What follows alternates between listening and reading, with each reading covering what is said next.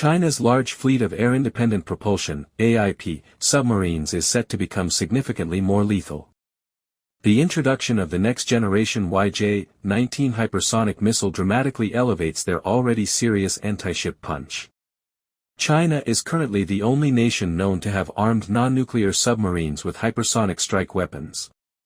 Chinese state media has shared a report from the Chinese Navy that the YJ-19 hypersonic missile has been accepted for service aboard the country's Type 039B Yuan-class diesel-electric submarines. The low-key announcement is a sign of China's unrelenting rapid growth in naval power.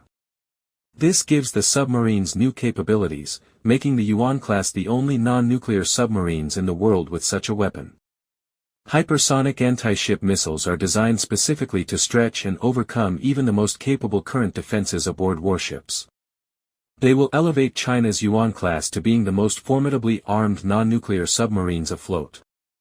The YJ-19 missile was first revealed in public during the September 2025 military parade in Beijing. An air-breathing missile, it has the hallmarks of a hypersonic weapon. It likely employs a scramjet motor for sustained hypersonic flight. Some estimates suggest that it is near hypersonic, while the main, and Chinese, label is hypersonic, suggesting speeds of Mach 5 or more.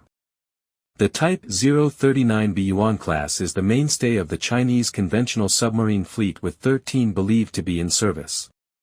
It has air-independent power, AIP, meaning that it can cruise for days or weeks at low speeds without coming to the surface, a significant aid to remaining undetected. The YJ-19 is joined by another new hypersonic anti-ship missile, the slightly larger YJ-17.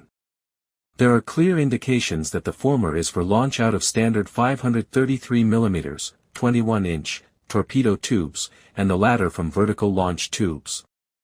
Another difference is that while the YJ-19 uses an air-breathing scramjet, the YJ-19 is a glide vehicle type, suggesting only diving attacks. We can infer that the YJ-19 will have a shorter operational range than its VLS-launched brother. However, it remains a serious threat to even the most modern warships.